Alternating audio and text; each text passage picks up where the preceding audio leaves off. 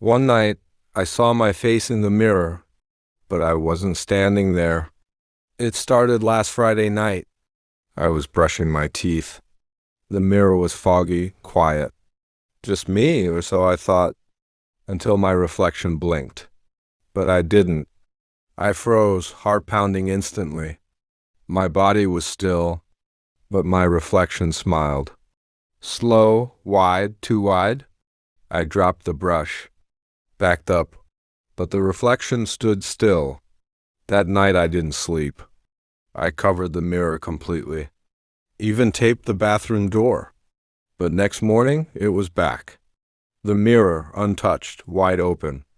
And on the glass, a fingerprint from inside. I told Mom everything. She barely even looked up. "You're just overtired, honey.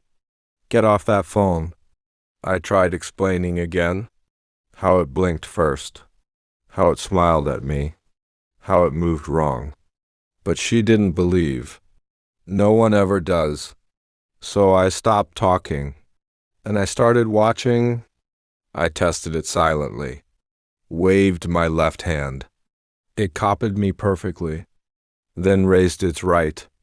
I turned on lights, recorded it with phone, but the footage glitched. The mirror turned pitch black, only my face visible, smiling, but I wasn't. I couldn't breathe, couldn't blink. Then my reflection whispered, "You're not alone anymore." My stomach flipped instantly. I dropped the phone hard. Run out, heart racing. That night I dreamed, but not of me. I was trapped inside glass, watching him walk free. Same face, same eyes, but darker. And colder, he touched my parents' door and whispered, "Soon yours too." I woke up gasping. Mirror still covered tight, but there were footprints, wet ones leading from inside. I told my friend Marcus. He came after school, laughed at me first. Until he saw it, we stood in silence. I waved, it waved. He laughed, "Bro, chill out." But then it winked, and I didn't. Marcus turned pale immediately. "Dude, that was wrong. We gotta break it."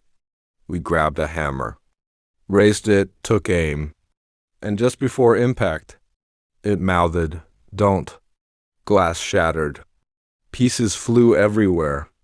My arms got scratched, but the reflection stayed whole. Even with no mirror, it stood in air, shimmering, colorless, nearly invisible, still smiling at me, then slowly walked away. We thought it was over. The mirror was gone, smashed, destroyed, gone forever. But the reflection wasn't trapped. That night, the kitchen shimmered, just a spoon metal, shiny.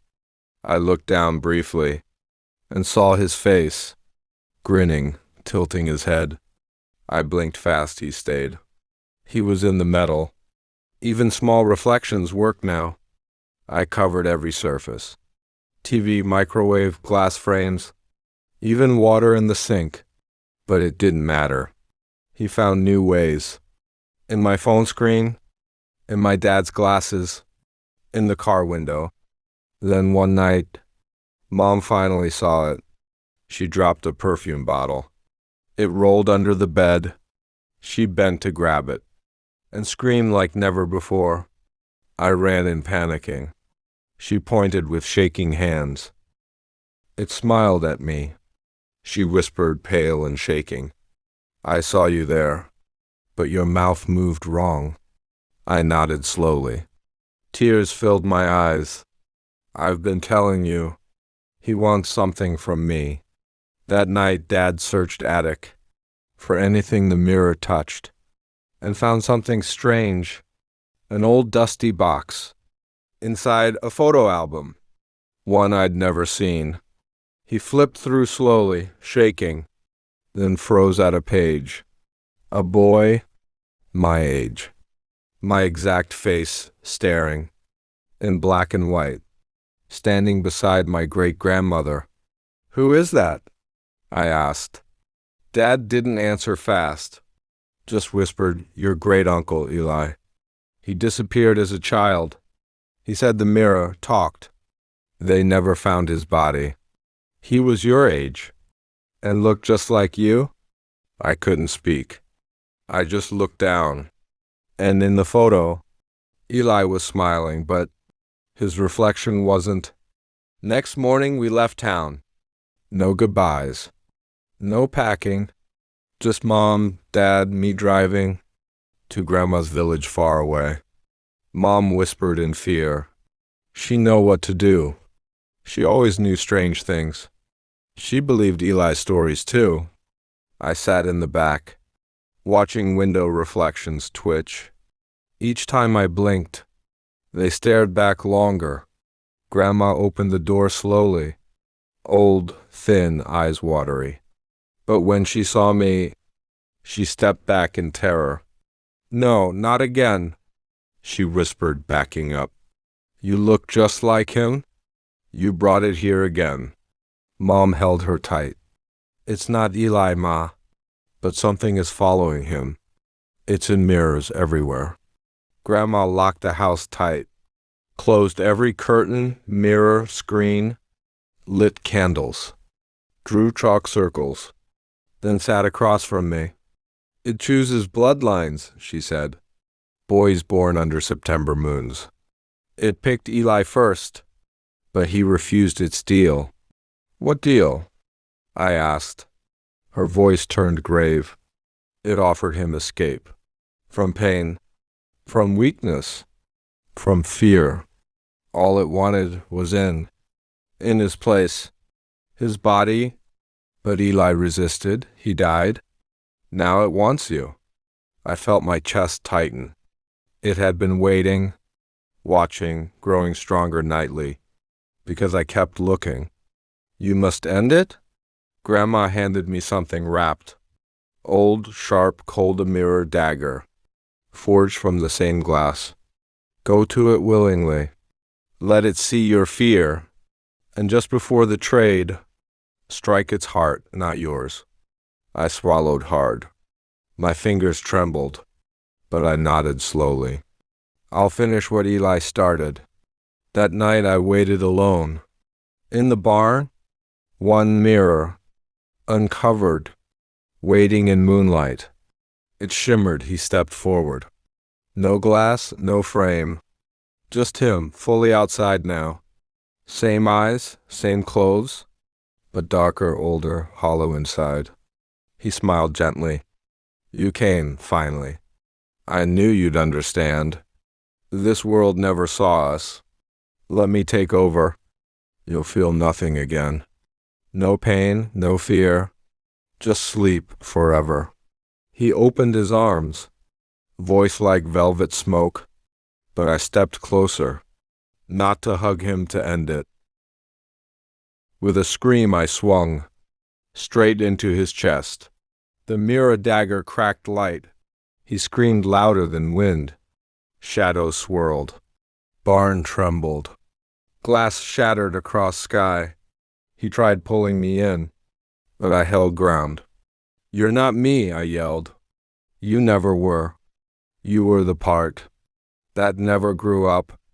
With one final push, he vanished into shards.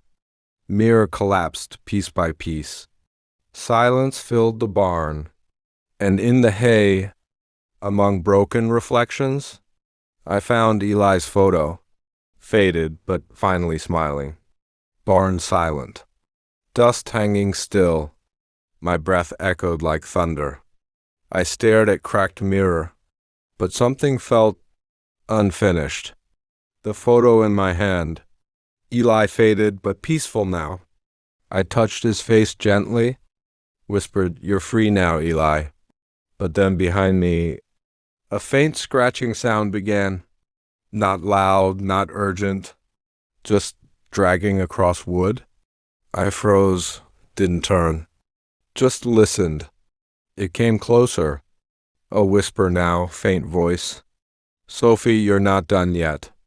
I turned slowly around, and there on the barn wall, A shard still hung crooked, small, barely a sliver, but in its reflection, I wasn't standing alone anymore. He was behind me. Not the reflection boy, but someone older, darker, taller, wearing Eli's smile. And my face, a third version, unknown, watching. Before I could scream, Grandma burst in, chanting. She threw salt, lit herbs. The shard sizzled. Smoke rose. It's not over, she warned. That wasn't him. Or you. That was the origin. The first soul trapped inside. How many are there? I asked, voice shaking hard. She only looked away and said, we never knew. Grandma placed the shard down, wrapped it in red cloth, tied it with black thread, whispered words I didn't understand. Then she looked at me. You're safe for now, child.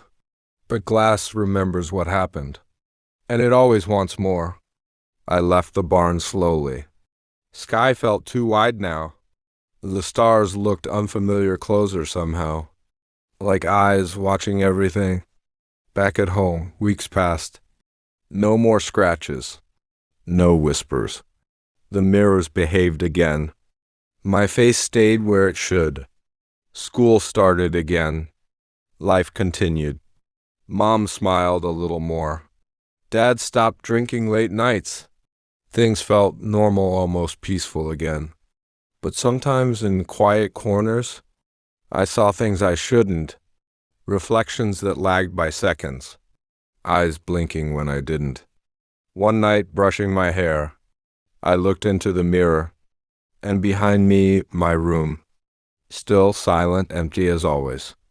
Until a figure passed behind. Not me, not Mom. Too tall, too slow, too familiar to be human. I spun around, nothing there. Turned back. Mirror was normal, but one strand of hair was floating in the air, like someone had just left, or was still standing there. I whispered to the glass, I ended you, go away. But the reflection whispered back, I never left, Sophie. My hairbrush dropped. My knees gave way. And from the mirror's edge, a crack began forming again. Just a hairline, but spreading like a vine. Delicate, slow, smiling somehow, like it remembered everything. Some reflections aren't ours. Some mirrors don't just show. They remember.